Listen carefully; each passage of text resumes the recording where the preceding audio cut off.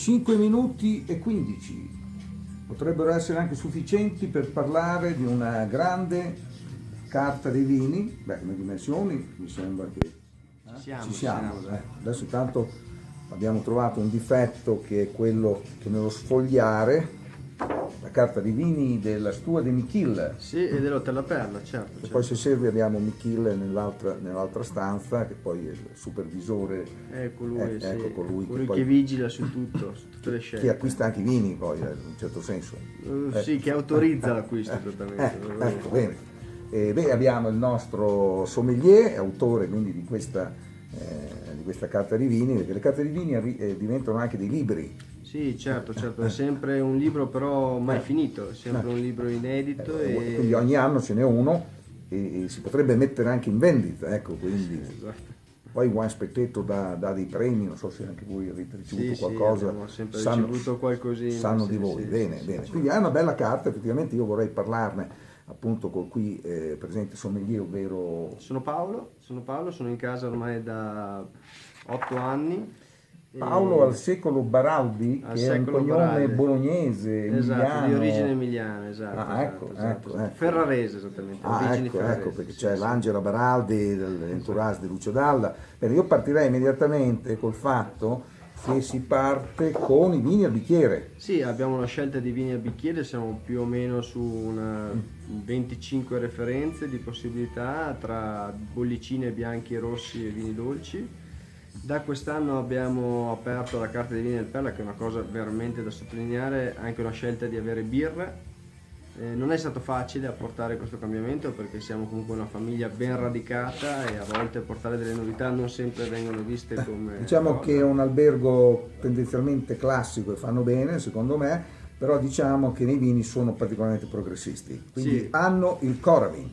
No, abbiamo Coravin, sì. Uno nella Stua di Michil, uno ne avete 3 in tutto. Ne abbiamo 3 in tutto, sì, in casa, sì. Ecco, quindi sono vari ristoranti e quindi ecco che abbiamo fra i vini al bicchiere abbiamo delle possibilità appunto marcate Coravin, e abbiamo il Poggio di Sotto di Brunello di Montalcino, abbiamo anche un Tenuta San Guido Marchese Incise della Rocchetta Sassicaia, essendo noi ambasciatori. Ecco, quindi diciamo con 39,40 €, dai, arrotondiamo, del 2012, e quindi è possibile sbicchierare anche il Sassicaia. Poi c'è uno Chateau d'Yquem che penso vada quasi esclusivamente a bicchiere, che chiaramente è un vino anche da dessert, soprattutto da dessert, è chiaro che è un Chateau d'Yquem, quindi può essere anche da meditazione. 4 chiame, 53 €, ma penso che sia una buona opportunità. Bene, complimenti di questa prima pagina, 2 pagine di birra, poi abbiamo anche gli sparkling wines che chiaramente non si possono servire col Coravin, non so. No, quello no.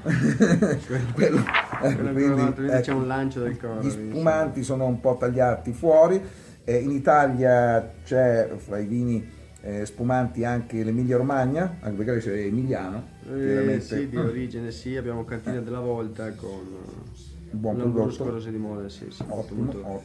Molto È chiaro che i vini ferraresi purtroppo non sono entrati. La Fortana, compagnia bella, ma se qualcuno produrrà bene, lei chiaramente ne prenderà atto, e quindi insomma si va con gli sparkling wine. Si va, c'è un Crystal, ho visto. Sì, abbiamo Crystal, ovviamente abbiamo sia grandi produttori ma anche piccole cose di nicchia, tipo il Nebbiolo Brut, il Parusso esattamente, che è andato a prendere Nebbiolo per fare Barolo e lui l'ha spumantizzato, per cui diciamo un po'. E siamo dove siamo? Siamo in Langa. Siamo in Langa, ecco, perché sapevo di Tirano. La spumantizzazione, perché poi lui ha proprio preso uve atte a produrre Barolo per farne un Brut, per cui una cosa un po' fuori anche da ogni canone. Beh, metodo classico. Sì.